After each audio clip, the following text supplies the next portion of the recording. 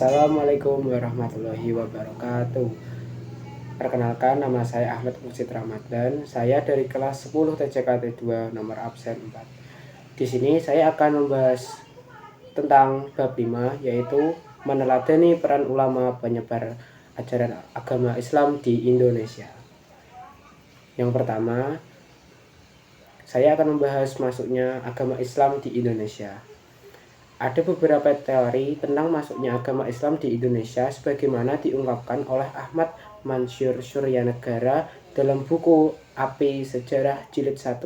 Teori-teori tersebut yaitu: 1. Teori Gujarat oleh Profesor Dr.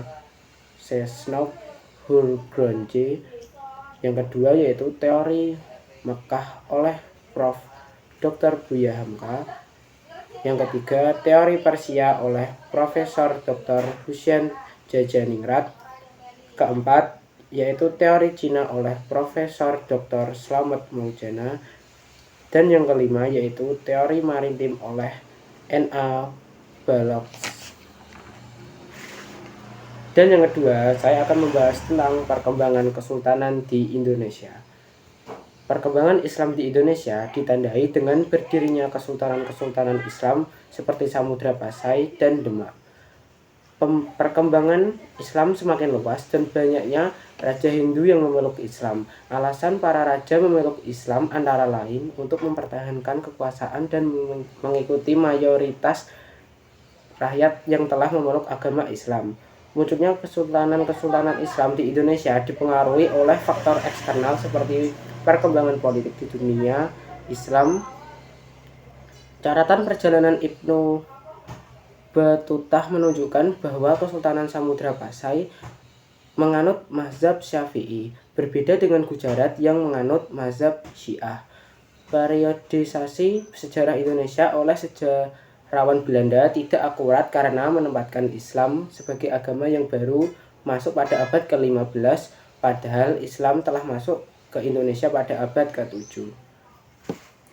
Yang ketiga, saya akan membahas tentang tokoh penyebar agama Islam di Indonesia.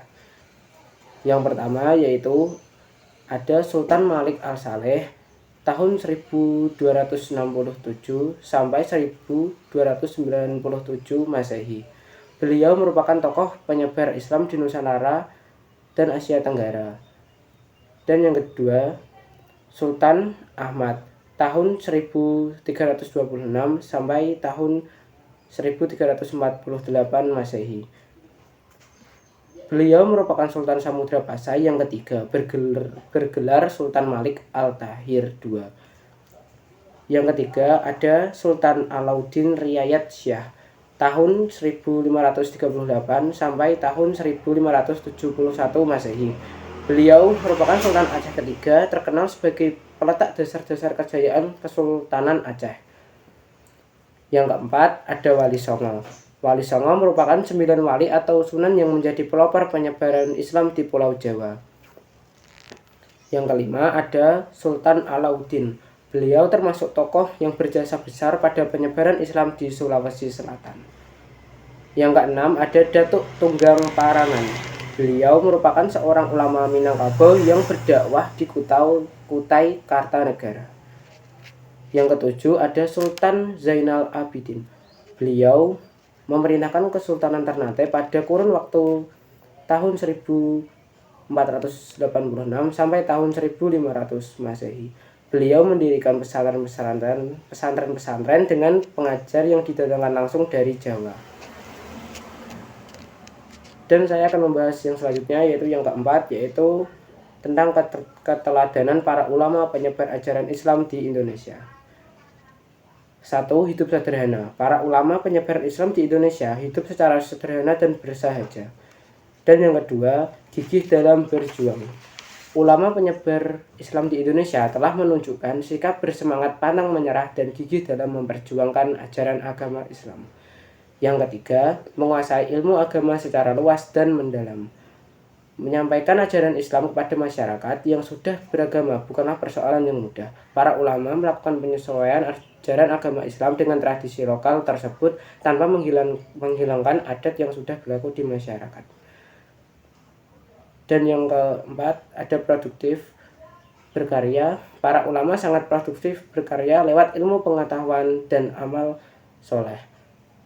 Dan yang kelima, sabar. Seorang pendakwah harus memiliki tingkat kesabaran tinggi karena menghadapi umat yang memiliki keragaman budaya, etnis, tingkat pendidikan, dan kepribadian. Yang keenam, ada menghargai perbedaan. Para ulama penyebar agama Islam di Indonesia sangat toleran terhadap budaya lokal. Dan yang terakhir, berdakwah secara damai. Islam merupakan agama yang mengajarkan kedamaian, kasih sayang, dan toleransi. Dakwah Islam juga dilakukan secara damai dan bermanfaat. Sekian materi dari penjelasan ini. Terima kasih. Wassalamualaikum warahmatullahi wabarakatuh.